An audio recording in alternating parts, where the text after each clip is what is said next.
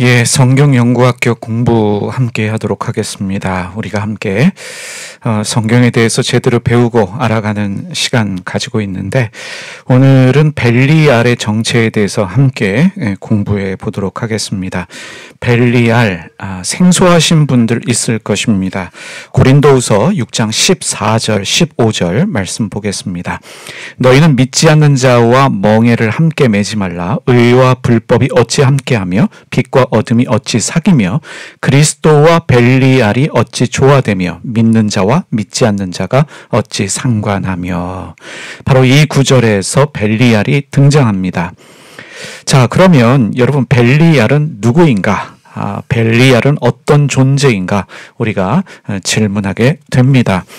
벨리알, 우리가 이제 살펴볼 터인데요. 이 벨리알은 보통 명사로 히브리어입니다. 히브리어로 구약성서에 27번 사용되고 있습니다. 근데 이 벨리알이라는 단어가 번역되어질 때는 야비한 사람, 일반적으로 불량배로 번역되기도 하고요.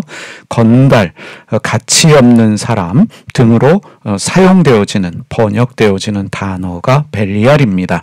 구약 성경에서 벨리알은 그런 의미로 쓰이고 있습니다. 몇 구절 살펴보겠습니다. 먼저 신명기 13장 13절 보겠습니다. 너희 가운데서 어떤 불량배가, 바로 이 불량배로 번역되어진 히브리어 단어가 벨리알입니다. 일어나서 그 성읍 주민을 유혹하여 이르기를 너희가 알지 못하던 다른 신들을 우리가 가서 섬기자 한다 하거든. 자, 사무엘상 1장 16절도 보겠습니다. 당신의 여종을 악한 여자로, 여기 악한으로 번역되어진 히브리어 단어가 벨리알입니다. 여기지 마옵소서. 내가 지금까지 말한 것은 나의 원통함과 격분됨이 많기 때문이다 하는지라. 시편도 살펴보겠습니다. 시편 18편 4절 말씀. 사망의 줄이 나를 얽고 불의의, 여기도 벨리알이 쓰이고 있습니다. 창수가 나를 두렵게 하였으며. 자, 이제 우리가 이렇게 살펴보았던 것처럼 벨리알은 구약 성경에서 일반 명사로 사용되어졌습니다. 사탄, 마귀, 악마라는 개념이 없었는데, 이 벨리알이 시간이 흐르면서 어둠의 세력인 마귀를 이끄는 어둠의 천사가 되었습니다. 이 구약의 외경인 희년서에 보면 이 벨리알을 고발자로 말하고 있고, 할례받지 않는 사람들을 벨리알의 아들로 묘사하고 있습니다.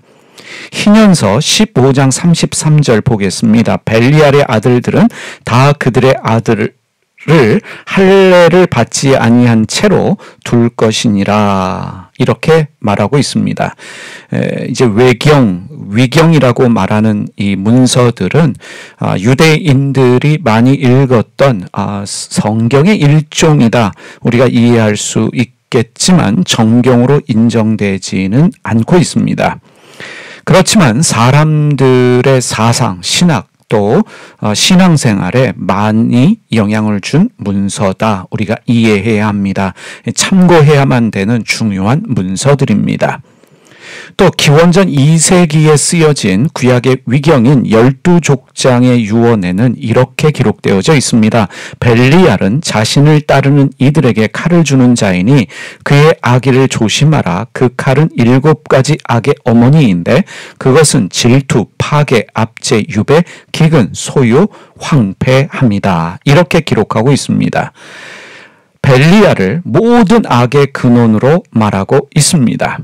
또 전에 내려오는 이야기에 의하면 소돔과 고모라를 타락시킨 악한 천사를 벨리알로 말하고 있습니다. 구약에 또 다른 위경이 있습니다. 이사야의 순교라는 위경이 있는데, 이 기록에 보면, 이 문서에 살펴보면 유다의 가장 타락한 왕이 므낫셋입니다. 이 므낫셋이 섬겼던 귀신이, 악마가 벨리알이고, 벨리알을 섬겼던 므낫셋은 벨리알의 유혹에 빠졌습니다. 다시 말하면 벨리알은 므낫셋을 타락시켰고, 그리고 우상 숭배하게 하였으며 선지자 이사야를 살해하게 했습니다. 이 므낫셋 왕을 타락시킨 천사, 악한 천사를 벨리알로 이사야의 순교라는 구약의 또 다른 위경은 기록하고 있습니다. 1947년에 발견되어진 사회 문서 중 하나인 빛의 아들들과 어둠의 아들들의 싸움이라는 문서가 있습니다. 여기에 보면 미카엘 천사가 이끄는 빛의 군대와 싸울 수 있는 대등한 힘을 가진 어둠의 군대를 이끄는 어둠의 천사를 벨리알로 말하고 있습니다.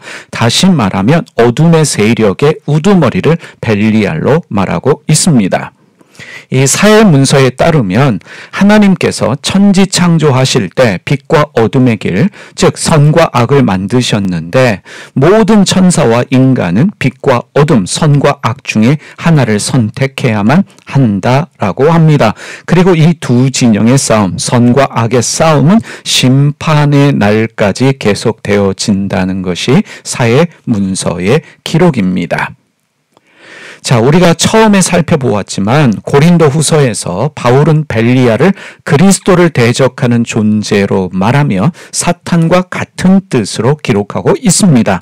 다시 한번 보겠습니다. 고린도 후서 6장 15절입니다. 그리스도와 벨리알이 어찌 조화되며 믿는 자와 믿지 않는 자가 어찌 상관하며. 구약시대에 이 벨리알은 이 악한 천사와 전혀 상관이 없었습니다. 악한 자, 미련한 자, 불량배 이런 뜻으로 사용되어지던 단어가 벨리알인데 점차 벨리알은 악의 우두머리가 되었고 신약시대에 이르러서 이 벨리알은 사탄과 같은 의미로 이해되어졌던 것으로 우리가 알 수 있겠습니다. 이 신약의 외경이 있습니다. 우리 신약 성경엔 들어가지 못하지만 당시에 쓰여졌던 또 문서들이 있는데 이것을 우리가 일반적으로 외경으로 분류를 합니다. 바돌롬의 복음서라는 외경 문서가 있습니다. 이 바돌롬의 복음서의 기록에 의하면 이 벨리알에 대한 기록이 자세히 나와 있는데 예수님께서 사도 바돌로메의 요청으로 660명의 천사들을 시켜서 지옥에 있는 벨리알을 지상으로 끌고 올라왔습니다. 이 바돌로메 복음서에 의하면 벨리알의 몸 길이가 1440m이고 너비가 36m입니다. 얼굴은 불의 번개 같고 두 눈은 불꽃 같고 콧구멍에서 악취 나는 연기를 내뿜고 있으며 입은 바위 갈라진 틈 같고 날개 하나가 72m가 된다라고 기록하고 있습니다. 이 벨리알은 사도 바돌로메에게 목이 밟혀서 자신의 정체를 실토하게 되는데 벨리알은 자신은 하나님에 의해 만들어진 첫 번째 천사이고 과거의 이름은 하나님의 사자라는 뜻의 사타나엘이었는데 현재는 지옥의 천사인 사탄이다라고 말하고 있습니다. 이 1667년에 발간되어진 존 밀턴의 서사시 신라권이라는 책이 있습니다. 굉장히 유명한 책이지요. 여기에도 벨리알이 등장하게 되는데 이 신라권에는 벨리알의 특징에 대해서 자세하게 설명하고 있습니다. 몇 구절 인용해 보겠습니다. 사제들이 스스로 하나님을 버리고 모독하는 무리로 변했을 때 신전이나 제단 곳곳에서 벨리알만큼 자주 숭배받은 자도 없었다. 거리에 어둠이 깔릴 무렵 거만하고 무례한 혈기와 술에 취해 거리를 쏘다니는 무리들도 말하자면 벨리알의 후예인 것이다. 소위 방황하는 사람들, 술 취하는 사람들, 이런 사람들을 벨리알의 후예로 신라권은 묘사하고 있습니다. 또 다른 구절 보겠습니다. 우아하며 세련된 태도로 벨리알이 일어섰다. 하늘에서 쫓겨난 자 가운데 이보다 더 수려한 천사는 없었다. 그는 태어나면서부터 위엄에 차 있고 고귀하며 용감한 행동력을 과시하는 것처럼 보였지만 사실 이것은 모두 꾸며낸 허식에 지나지 않았다. 악덕한 처음에는 약삭 빠르나 선행에는 태만하고 소심했다. 하지만 다른 사람을 선동하는 기술은 그야말로 따라올 자가 없었다. 누구를 말합니까? 바로 벨리알을 말하고 있습니다. 우리 오늘 짧은 시간 동안 벨리알에 대해서 살펴보았습니다. 우리 고린도후서에 벨리알이라는 단어가 나오고 또 그리스도와 함께 사용되어져 있기 때문에 이 벨리알이 신약 시대에는 어떤 존재로 인식하고 있었는지 우리가 이해할 필요가 있었기 때문에 오늘 벨리알에 대해서 함께 살펴보았습니다.